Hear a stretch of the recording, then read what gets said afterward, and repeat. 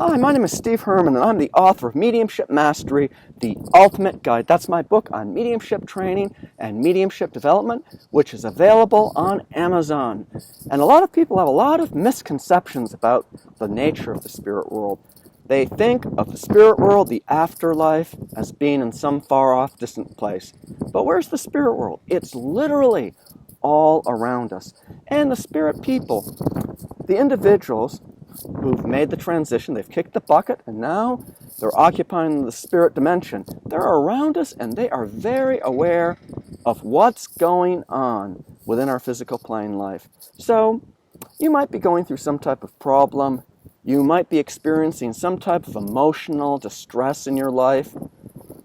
But we know that those in the world of the spirit are only a thought away. And there's teams of individuals in the spirit world. It's just like we could use the analogy if you have a ship, some type of vessel on the ocean or in a body of water, and maybe there's some type of situation where it sinks or has a mishap.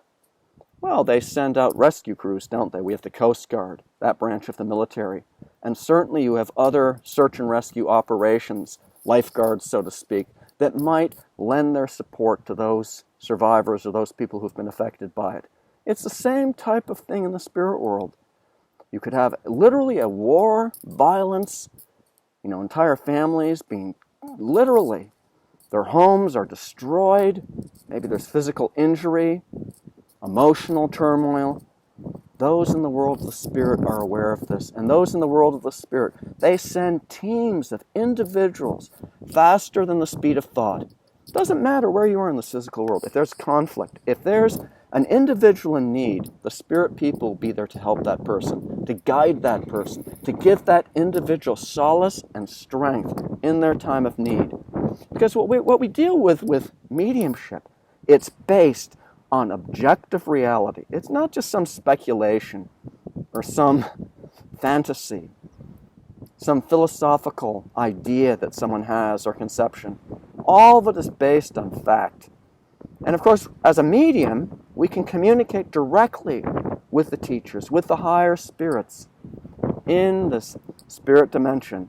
And they can very much make us aware of their activities. It's not like they just sit around floating in the clouds all day, wearing some type of hospital gown.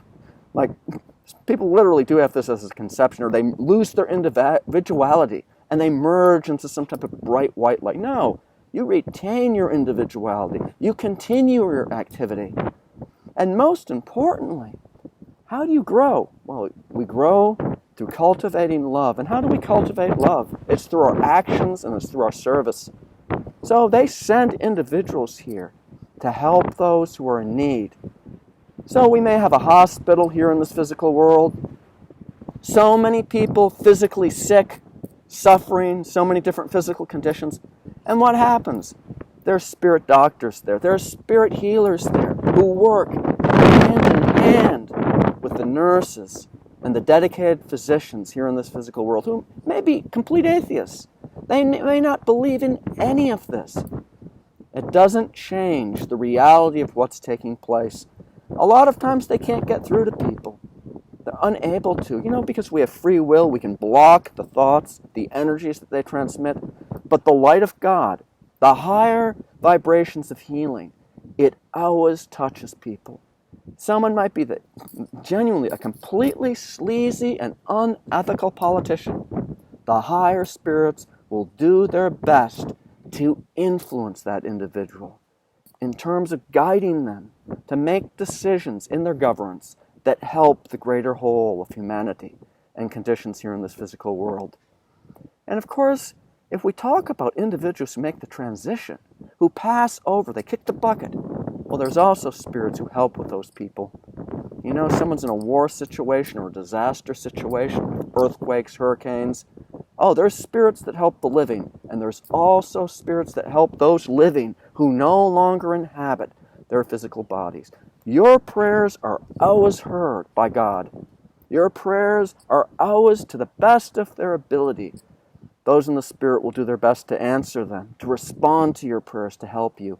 We can't always see the larger picture. We can't always see the implications of what our desires might be, of what we want to happen here in this physical life. But those in the world of the Spirit, they're able to see the larger picture. So if your prayers don't take place sometimes, well, sometimes it's just as well. But sometimes something that's very, very, very horrible that happens, or seemingly negative, there's some type of greater purpose and silver lining to what takes place in terms of learning and just in terms of other opportunities that might open up. Mediumship is fantastic. And the more you get into it, the more you can work with the healing, praying for others, and cooperatively working as a team with the higher spirits to really bring God's light in a positive manner here in action here in this physical plane. Because we're not separate from the spirit world. It's literally around us. I'm really into the teaching aspect of mediumship. I'm into helping people who are developing their mediumship. Individuals who are interested in understanding better how to work with the spirit world, better how to attune with the spirit world. I teach a lot of courses and workshops, both online and in person, dealing with all aspects of healing, all aspects of spirit communication. If you've got questions, feel free to get hold of me. Any type of comments, please write them below. Please smack that subscription button. Please subscribe to this and share this video with others. And certainly don't hesitate to get hold of me if I can help you in any way. So thank you very much, and God bless you, and thank you for watching my video.